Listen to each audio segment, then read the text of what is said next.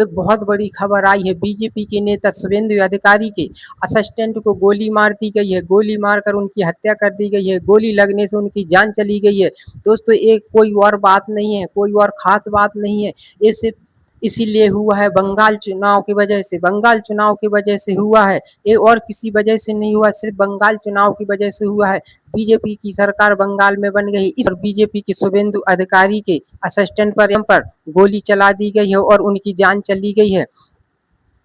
दोस्तों, ये चुनाव में कितने हादसा हो रहे हैं। बंगाल चुनाव जैसा तो कहीं का चुनाव ही नहीं हुआ है। इस चुनाव में कितने हादसा हो रहे हैं, कितने दंगे हो रहे हैं। यहाँ जान का तो कोई मोल ही नहीं है। यहाँ पर देखो तो न दोस्तों, कितना क्या नहीं हो रहा है। चुनाव के पीछे शुभेंदु अधिकारी के असिस्टेंट की जान चली गई है। यहाँ पर कितनी जानें जा रही हैं, कितने हादसे हो रहे हैं, कितने घायल हो रहे हैं, कुछ समझ में ही नहीं आ रहा है।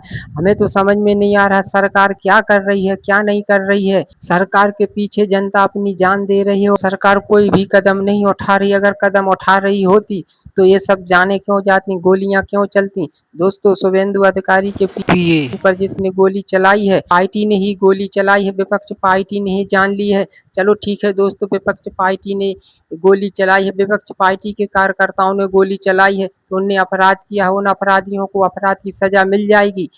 पर जिस असिस्टेंट की जान गई है, जिस नागरिक की जान गई है, क्या उसकी जान वापस आ जाएगी? नहीं आएगी। तो दोस्तों, हमारी आप सबसे विनती है कि क्यों आप किसी पार्टी के पक्ष और विपक्ष में पड़ते हैं। पार्टियों के पक्ष विपक्ष में पड़ोगे तो ऐसी ही होगा। पार्टियां तो क्या जीत जाएंगी, कुर्सी पे बैठ जाएंगी, 5 साल के लिए फ्री हो जाएंगी, पर आपकी तो जान चली जाएगी। आपका तो घर परिवार तबाह हो जाएगा। अरे, जिसके घर का सदस्य जाता है उसके परिवार से पूछो क्या होता है, कैसे उसके परिवार पे बीतती है। सरकार तो क्या 2 4 5 लाख रुपए दे के बस फ्री हो जाएगी और बोल देगी कि मैंने ये सब कर दिया, इतना कर दिया, उतना कर दिया। किसी की जान से बढ़कर ये रुपए हैं। इन वोटिंग में कितनी जाने जा रही हैं। ये बंगाल चुनाव जैसा तो अभी तक कहीं का चुनाव ही नहीं हुआ है। ये कैसा बंगाल का चुनाव है, समझ में ही नहीं आ रहा है। जब देखो तब दंगा ही दंगा होता रहता है, जब देखो तब विपक्ष एक दूसरे पर पलटी ही मारता रहता है, एक दूसरे पर आरोप ही लगाता रहता। समझ में नहीं आ रहा है ये कैसा चुनाव है।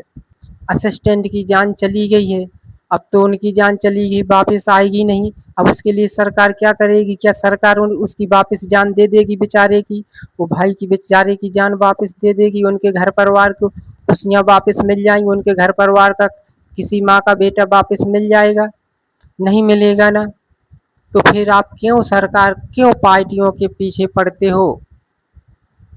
अरे, आपको सिर्फ मतलब वोट देने से है, वोट दो मत दो और बस फ्री हो जाओ, ना किसी की कहो ना सुनो। पार्टियां हैं वो निपटेंगी, समझेंगी, सुलझेंगी। आपको कुर्सी पे नहीं बैठना है, आपकी वहाँ कोई सुनवाई नहीं होती, ना ही आपको कोई पूछता है। आप सोचते हो कि मैंने वोट दे दिया तो मैंने बहुत बड़ा काम कर दिया, तो मुझे सरकार ये करेगी वो करेगी। कुछ नहीं होने वाला है। आप सिर्फ जब तक वोट नहीं देते हैं तब तक ही आपकी अहमियत रहती है, उसके बाद आपकी अहमियत दो कौड़ी की नहीं रह जाती है। हाँ हाँ, आपकी अहमियत दो कौड़ी की नहीं रह जाती। वोट देने के पहले आप कुछ भी कहो, वो आपका हो जाएगा। आप XYZ कुछ भी बोल देंगे कि मेरा ये काम हो जाए तो हो जाएगा, और वोट पड़ने के बाद, सरकार बनने के बाद आप कुछ भी बोलेंगे तो आपका इतना सच थोड़ा सा भी काम नहीं होगा। तो आप सोचते हैं कि हमारी बहुत अहमियत है। सरकार एक कुर्सी पे बैठने वाले लोगों के सामने, नेताओं के सामने तो आपकी कोई अहमियत नहीं है। आप सिर्फ आम पब्लिक हैं, आप आम पब्लिक रहेंगे। आप उनके घर के सदस्य नहीं बन जाएंगे, ना ही आपको अपने घर का सदस्य बना लेंगे। इसीलिए आप लोग पक्ष विपक्ष के चक्कर में मत पड़ो।